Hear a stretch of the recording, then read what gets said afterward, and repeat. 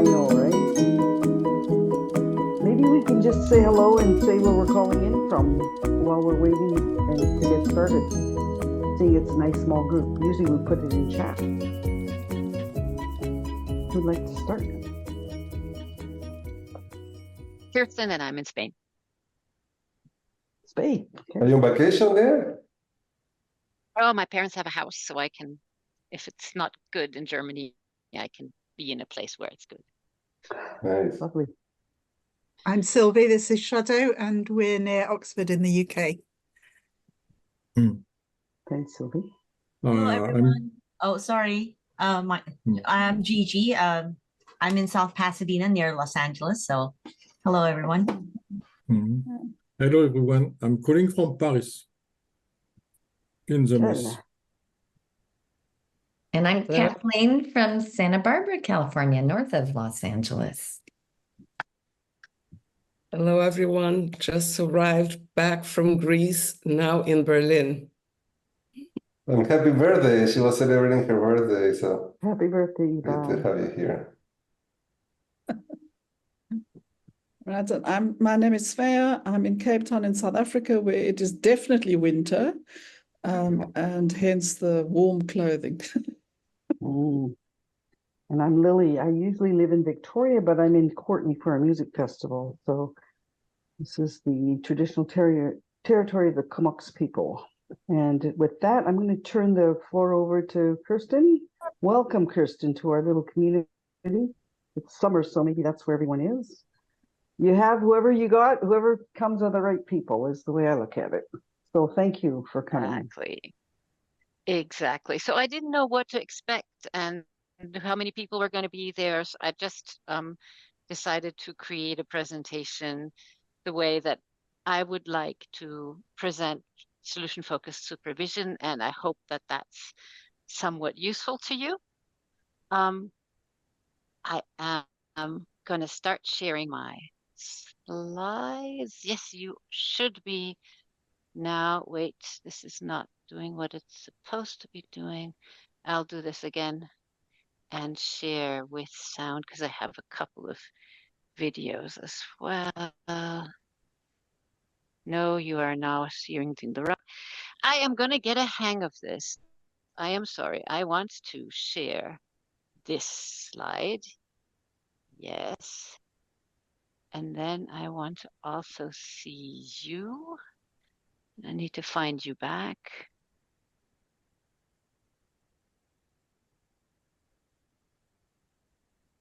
Oh, Zoom. Usually it does give me the opportunity to share.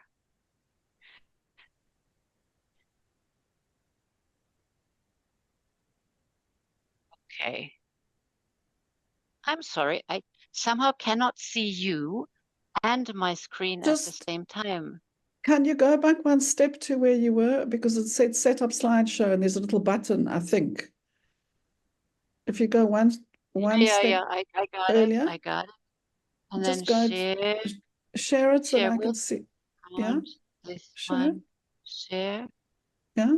The one thing is that you people disappear. No, but you. I saw your setting, and if you go into set to browser, I should have said as you showed us. I will try again. I'm sorry about that. That's okay. Doesn't happen. Okay, so I set up slideshow top toolbar. Let me just look on my side. No.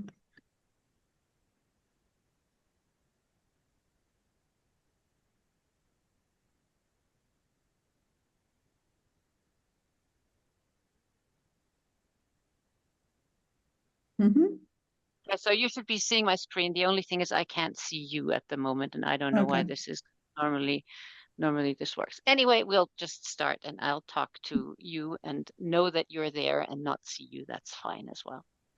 All right. So this is a little bit of an introduction.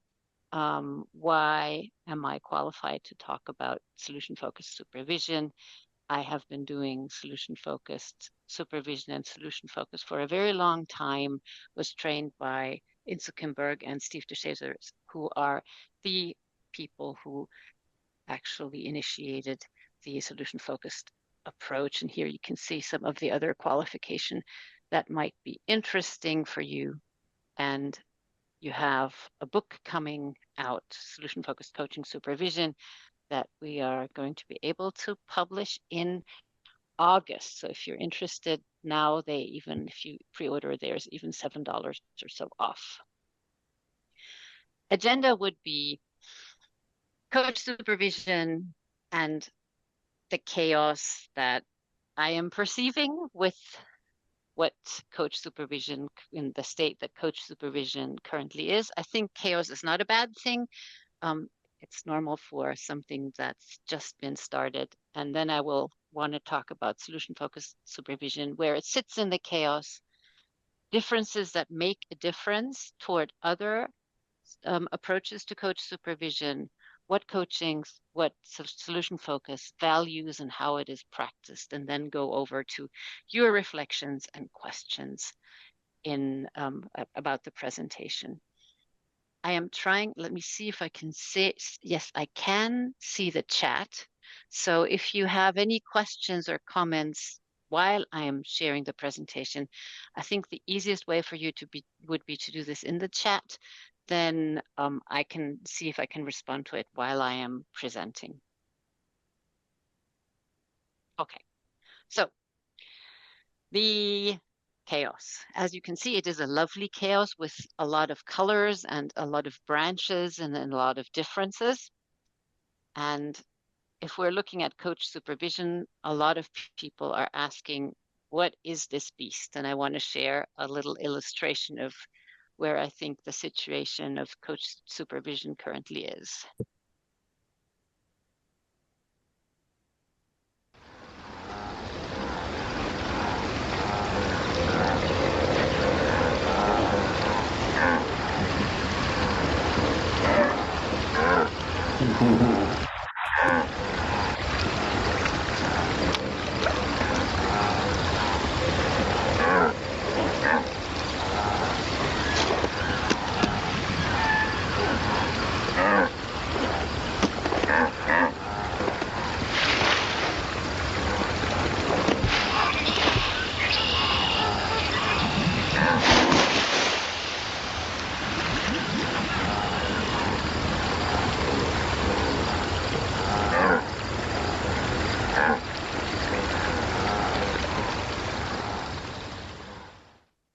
So you see, coach supervision, we can basically talk about the definition of coaching supervision till the wildebeests come home. And we probably are not going to have a very productive discussion if we are talking about the differentiations and delineations of coaching supervision. I think if we're looking at what is supervision, it has some elements of coaching, it has some elements of mentoring, it has some elements of consulting, it has some elements of training, and it is its own thing as well. And if you're looking at a couple of definitions from the literature, I would say I'm seeing one difference that makes a difference. And I'm going to be going into that later as well, which is supervision as, let me take Bakirova's definition, a formal process of professional support, which ensures the continuing development of the coach and the effectiveness of his or her coaching practice through interactive reflection. Or if you see Hawkins and Smith, the focus is on coach and supervisor attending to understanding the client system and themselves. And I think this is a difference in definition that does make a difference in practice. Many other differentiations probably don't make so much of a difference in my view. Here you have some other definitions by EMCC, AC, and the other coaching bodies, and I'll share presentation later so that you can read through all of them. I just want to make sure, I just want to show the diversity and the differences in coaching supervision. And here you can you hear all the references for the quotes. Okay. A little historicito, so a small history of supervision, and I think this history contributes to the confusion that we're currently experiencing. Supervision has at least 3 tributaries. If you see coaching supervision as a river, you'd have the tributary of supervision in the US, which in the 1800s, which stemmed from quality control of the education system. So people wanted to check, do schools actually adhere to the required curricula? Supervisors came to the schools, figured out, oh, if we only control and don't help them, that's probably not going to work. So that's one of the tributary that feeds supervision as we know it today. Supervision in Europe was mainly started with the goal of making sure that public funds for welfare are being used for the intended clientele and don't vanish somewhere else. And that's the same. Supervisors were sent to welfare organizations in order to check, found out that just by checking, they're not improving the situation. And supervision started in Germany and other places in social work. These two, supervision in the US and Europe, I think are similar in their goals. A differentiation that I think is quite crucial, and I think we shouldn't mix this up, is the understanding of supervision in psychoanalysis. So Freudian and maybe Jungian psychoanalysis. So I am not an expert in psychoanalysis, but I did read a couple of papers and books around what supervision in psychoanalysis actually is. And what I found is that throughout history, even the psychoanalysts aren't really in agreement as to what the goal of supervision is. And my making sense of it is that the goal of teaching supervision and supervision for a psychoanalyst is to make sure that they're aware of their own, let me say it colloquially, stuff, so that they can refrain from projecting their own stuff to their clients and can provide this clean slate with which they encounter clients and then be able to make sense out of the dynamics of transference and countertransference.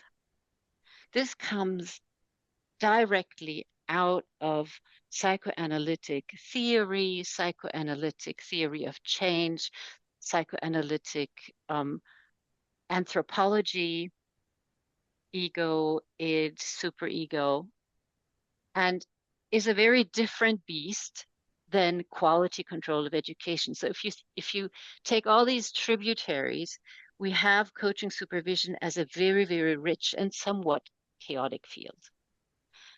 And out of these 3, there are many, many more offshoots of supervision, and some of them with or without awareness of the various objectives, epistemologies, axiologies, ontologies, systems of thought, theories of change, etc.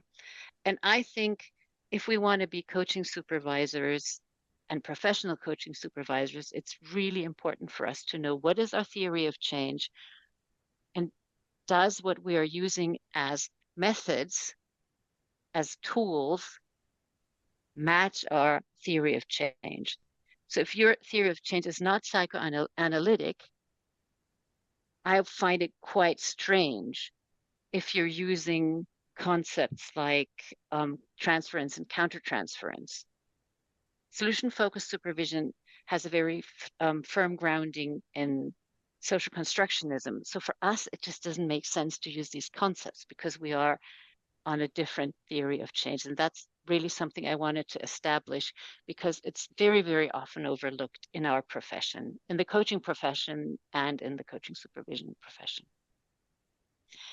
In solution-focused supervision, or in solution focus in general, we try to make things as simple as possible, but no simpler than that. So And we're also very interested in what is the goal of something, where are we going to go?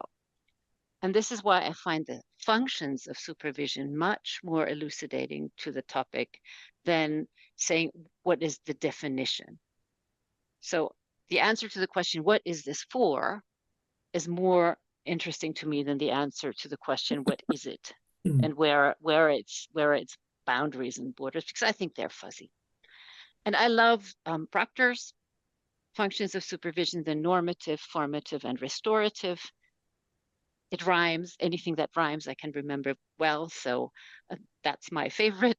That's just a personal preference. But I think if we're looking at what are the functions of supervision, of coach supervision, and how do we fulfill them based on a solution-focused framework, we can, with that question, is something I can answer in this presentation. And here you have the references. As a summary of this part is, I think coaching supervision rests on various systems of thoughts, has various objectives, various function.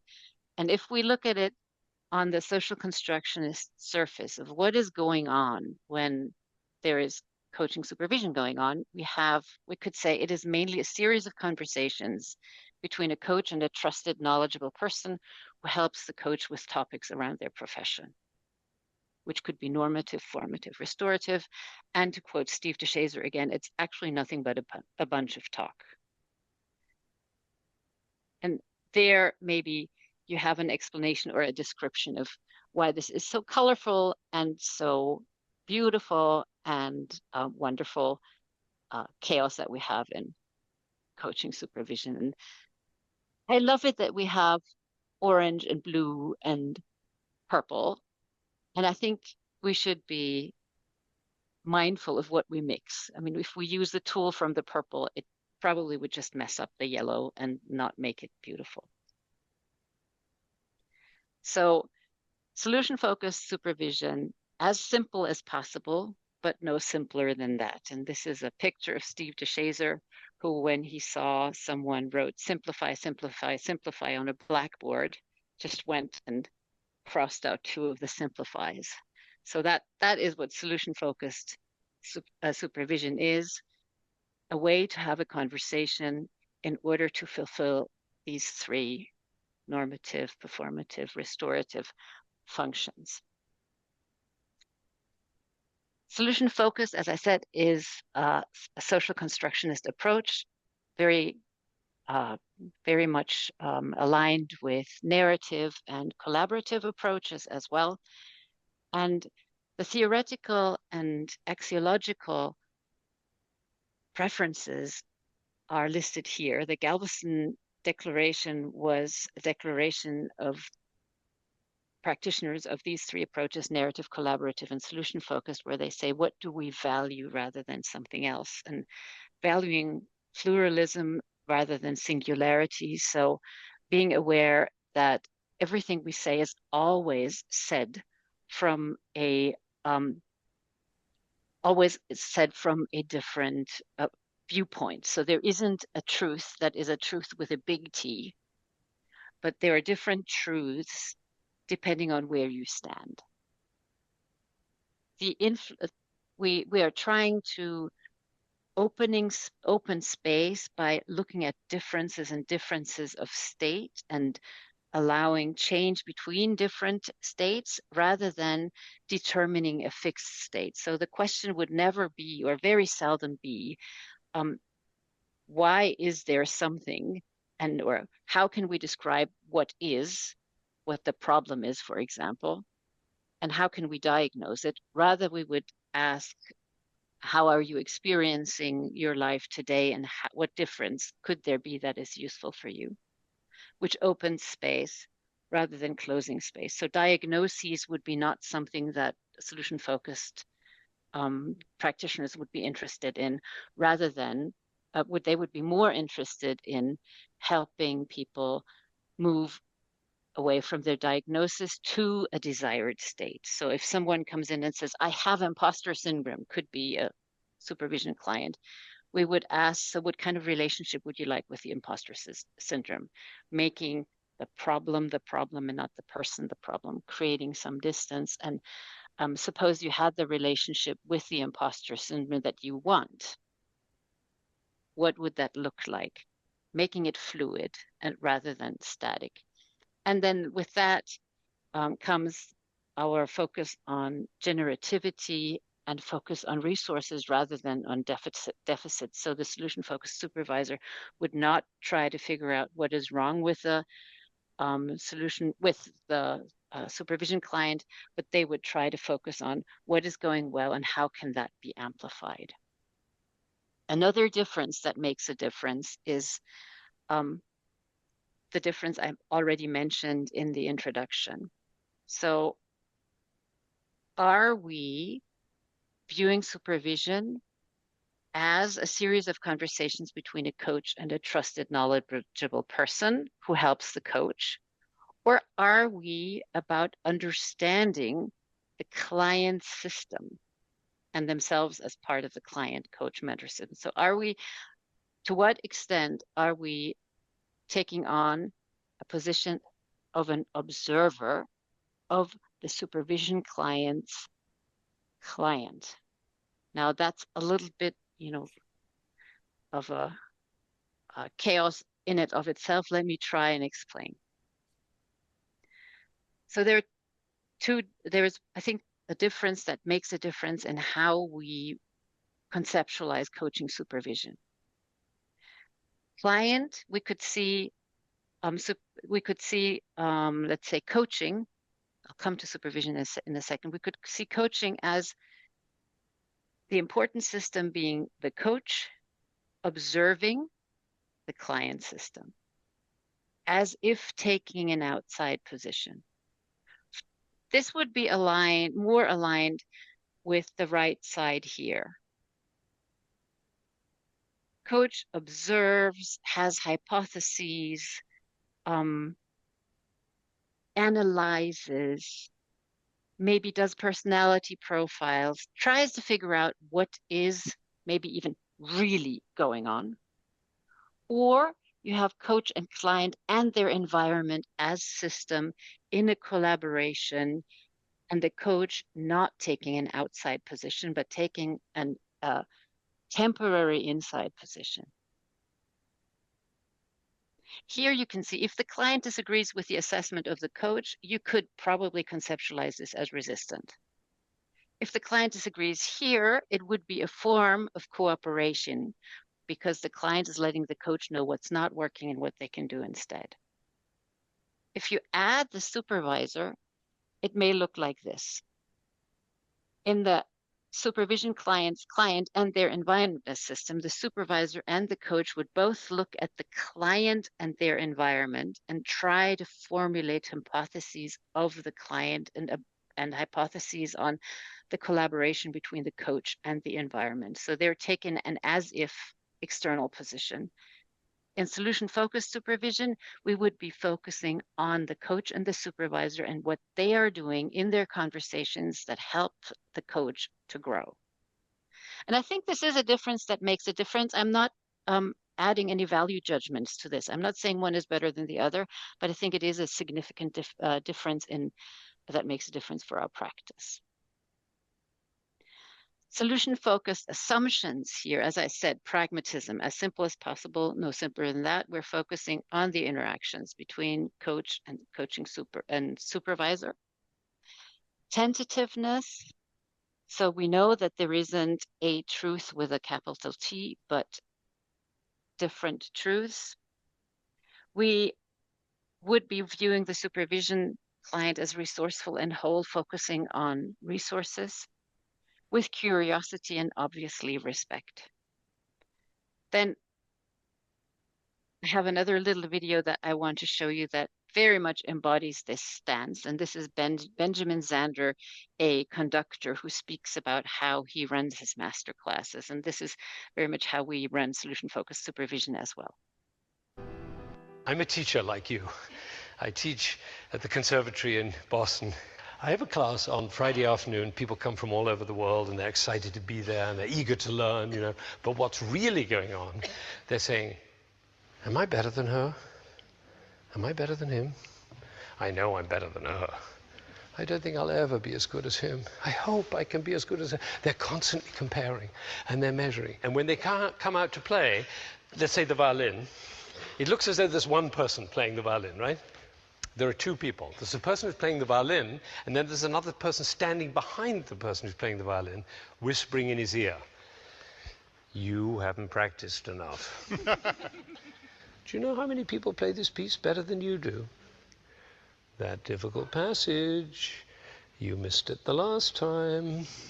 It's coming right up. You're going to miss it again. That's the voice in the head. And if anybody's saying, what does he mean, a voice in the head? What's he talking about, a voice in the head? That's the voice I mean. Took a moment for you to hear it, right? But that voice keeps talking and talking and talking, and it never stops. You know, sometimes it talks so loudly that it drowns out the music. So my job is to get hold of that voice. And this is how it works. I do it each year. I come into my class at the beginning of the year, and there are about 40 students in my class, and I say, after a little bit of housekeeping, I say, your grade for the year is an A. You're an A. That's your grade. And there's one condition. The condition is that they have to write me a letter in the first 2 weeks of the class, of the year. The letter must be dated the following May, when the class ends. So the date at the top is May 2000 of the next year. And then the letter must begin with these words: "Dear Mr. Zander, I got my A because..." Then they have to write a letter describing who they will have become by the following May to justify this extraordinary grade. And I tell them to fall passionately in love with the person they're describing in the letter. And that's very much what we do in solution-focused supervision. Invite supervision clients to describe the coach that they want to be, and then passionately fall in love with that person. And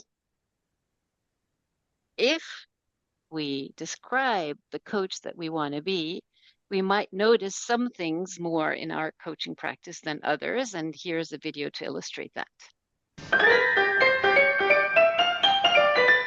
Hi, I'm Richard, this is Sarah, and we're going to perform the amazing colour-changing card trick with this blue-backed deck of cards. Now the idea is very simple. I'm just going to spread the cards in front of Sarah and ask her to push any card towards the camera. Right, okay, let's see. I'm going to go for this card here. Okay. Now Sarah could have selected any card at all from the deck, but she selected the card which is now face down on the table. And what I'm going to ask her to do is show us which card she selected. Right, so the card that I chose was in fact the 3 of diamonds. The 3 of diamonds, okay, an excellent choice. That card goes back into the deck. Now I'm just going to spread the cards face up on the table. Do a little click of the fingers, and you'll see that Sarah's card here has now got a blue back. Not particularly surprising. What's slightly more surprising is all of the other cards have got red backs. And that is the amazing colour-changing card trick.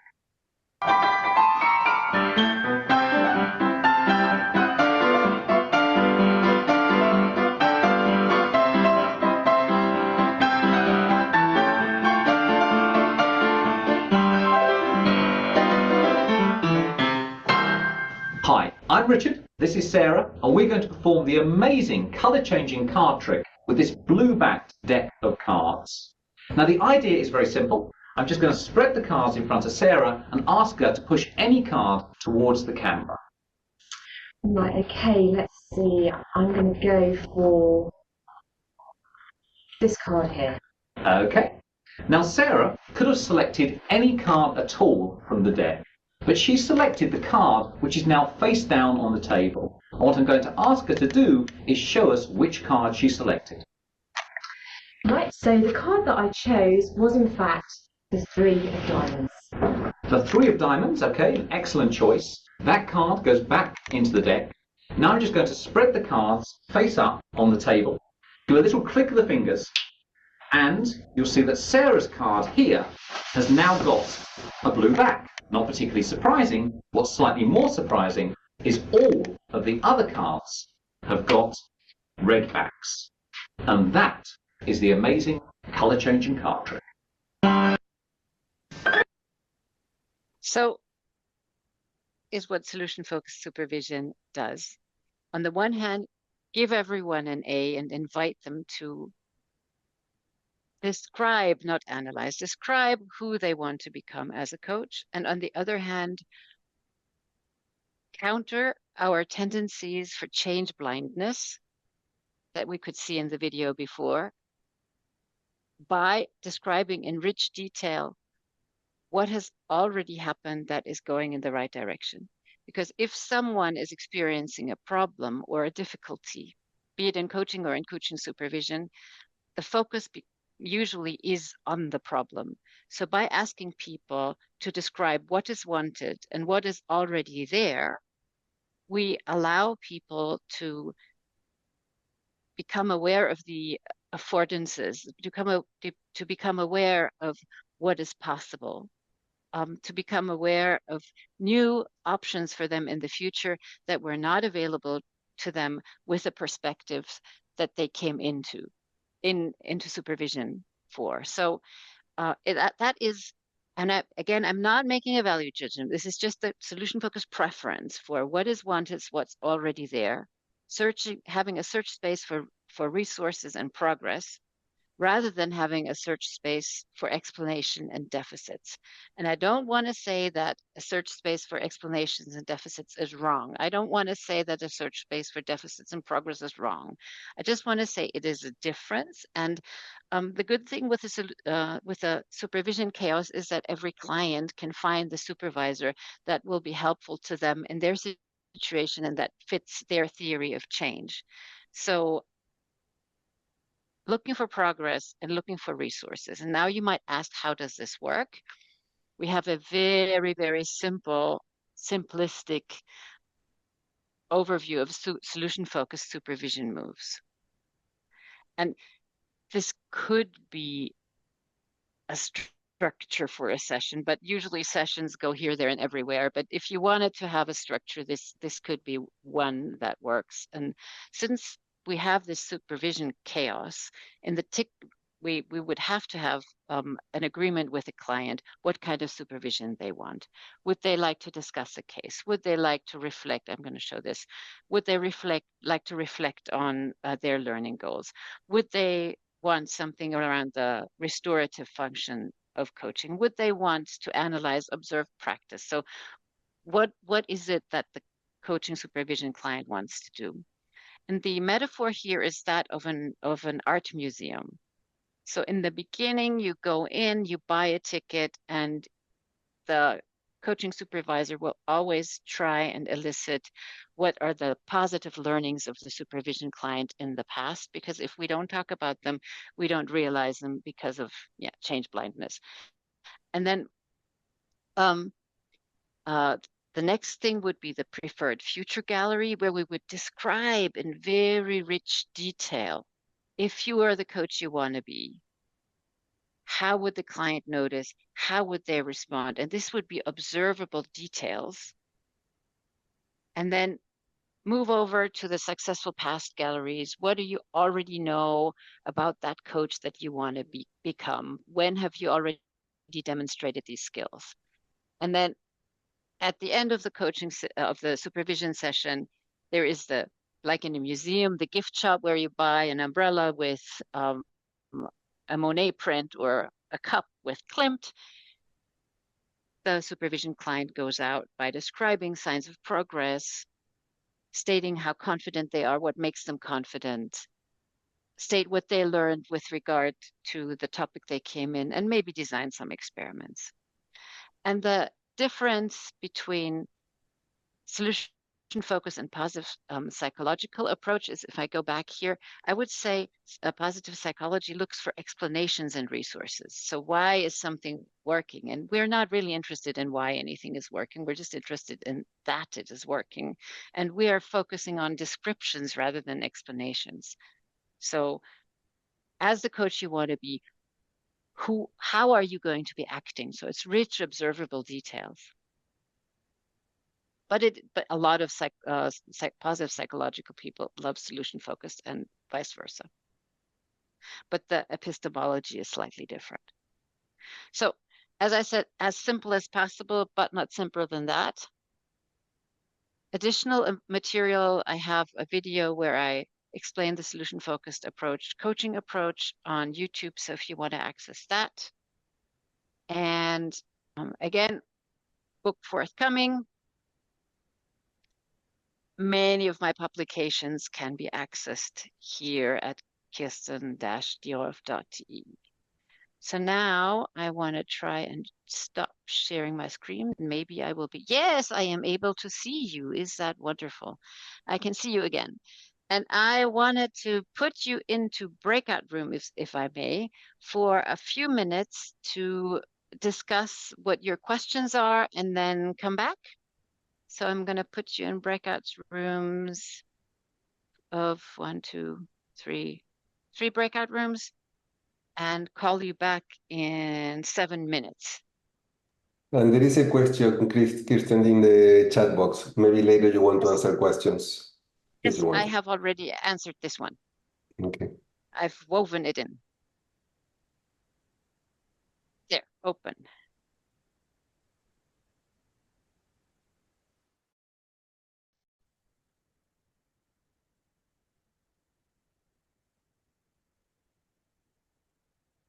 Yeah.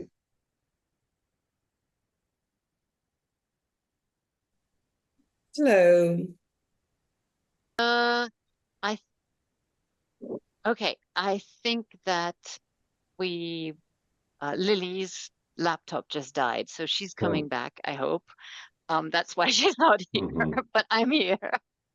And yeah, open for, I don't know, eggs, tomatoes, flowers, questions, remarks, anything that you want to share, ask, discuss. We're a small group. And open the floor to anyone who would like to speak.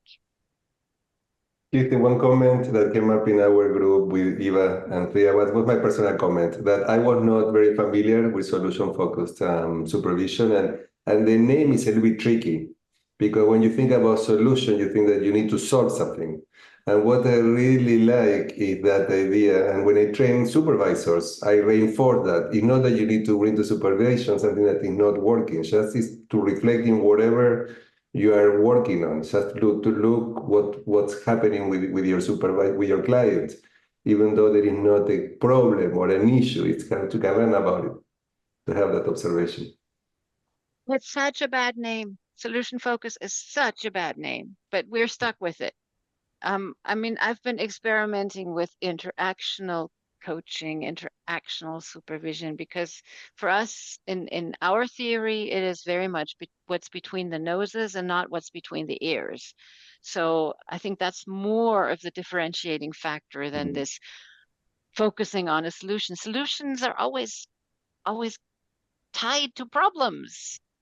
They're like this pair, and we're not interested. We're more interested in who do you need to be so that the problem that you're experiencing now automatically doesn't appear anymore, rather than let's fix this. It's like Bob the Builder. Can we fix it? Yes, we can fix it. Anyway, what else?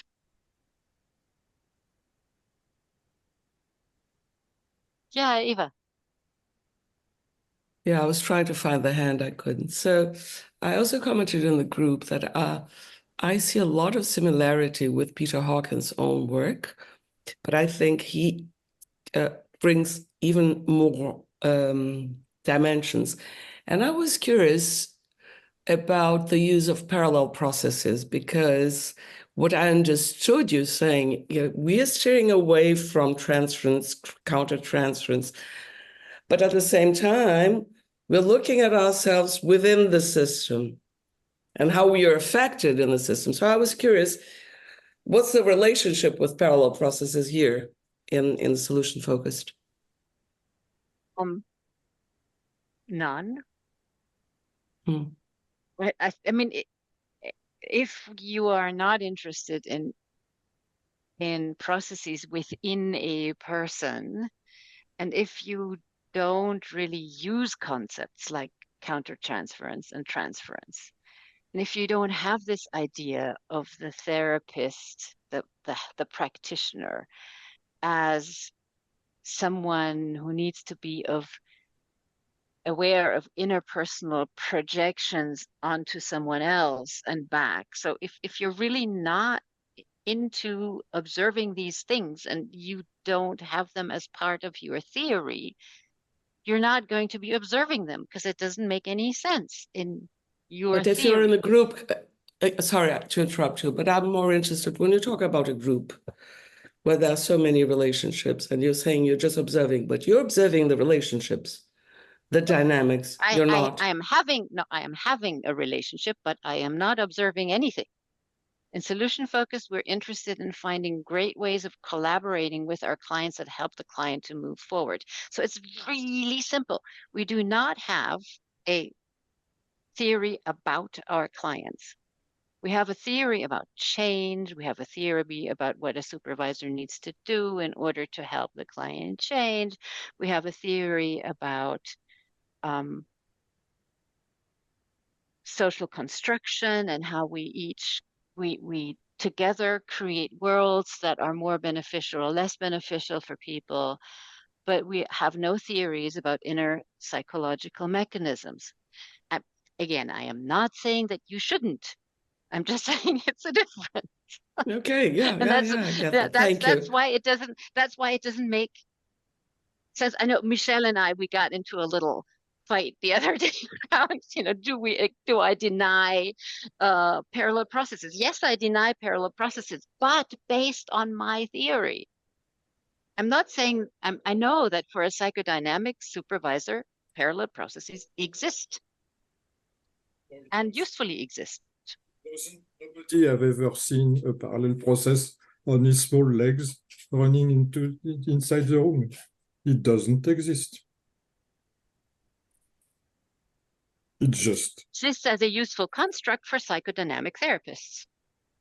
Yeah, it's what's called a construct.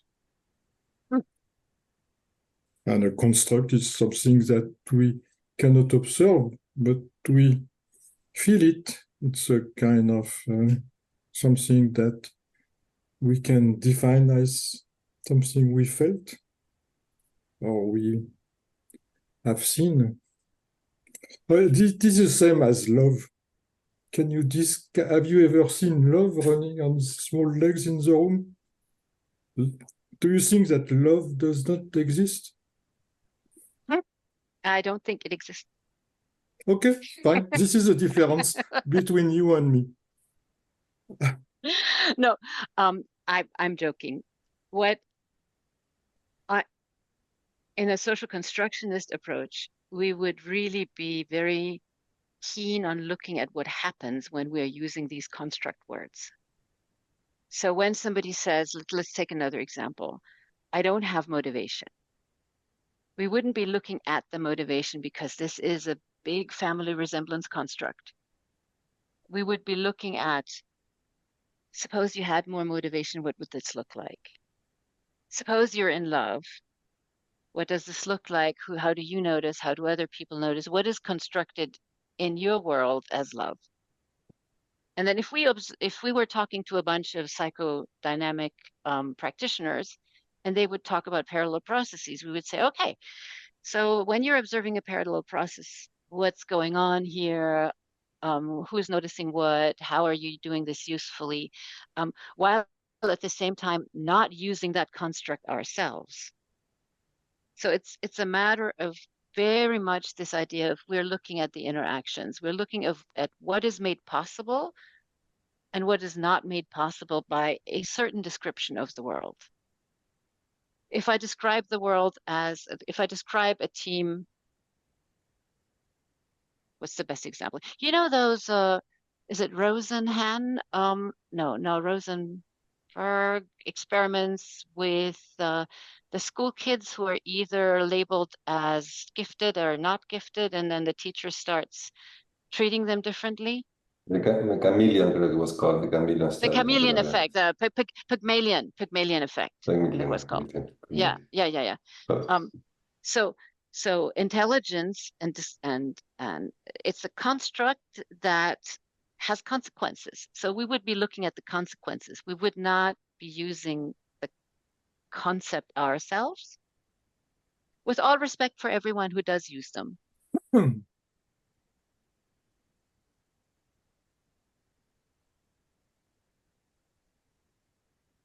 It's a difference that makes a difference, and I'm really more interested in the, as you saw in the wildebeest, I'm more interested in looking at our practice and seeing, okay, when you do supervision, like I watched a video, Damien, you have such a beautiful supervision demo on YouTube. And when I read your books and I read on like parallel processes, it's like, oh, it's quite different from our theories. And then I watched your video and was like, oh, this was great. And that's really what I'm interested in, and seeing what is happening between coach and supervisor. Throw away our theories, but what are we doing helpfully? But this comes from my theory of, I'm interested in what are we doing. I'm not interested in what's theoretically going on inside or above as theory too much. Sorry, I'm talking. You should be talking. Shutting up. You have 3 more minutes to throw tomatoes and eggs. Kirsten, do you see solution focused as a way of practicing supervision that if you're doing it, that's what you should be doing all the time, or as one of the tools in our toolbox that we might dip into and out of depending who we're working with and what we're working on? I think in order to choose the tool for the task, you need to analyze the task and the person, and you have to have an observational opinion.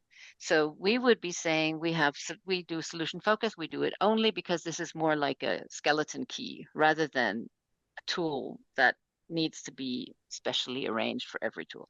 But that is because I personally am not very good at cognitive dissonance, so I can't really use tools that I don't buy the theory of. If you're saying, no, I'm choosing and picking whatever seems useful at the moment and it works for you, I'd be the last person to say stop doing that. I mean, if it works for you and your clients, do it. Thank you. Great. Okay, well, we're coming to time. Thank you, Kirsten. You've certainly got our brains going. I think I can just watch these people in the screen going, oh. So thank you again. And next month, August the 19th, we have Martine and Lynn coming in to talk about some research that they did on relationships in coaching supervision. September 16th, we have Wendy Ann coming in to talk about ethics. So hope to see you then. So one announcement before we go, just a brief announcement is that we have the registry open. If anybody is interested in being our registry, we only do it in July and in January. So if anybody wants to be listed, contact us and we will give you the details. And I want to make another announcement. At the end of the month, we have for the Asian Supervision Network presentation from Paul Sanfaro and Lego and Supervision. So if anybody wants to see a demonstration of supervision using Lego.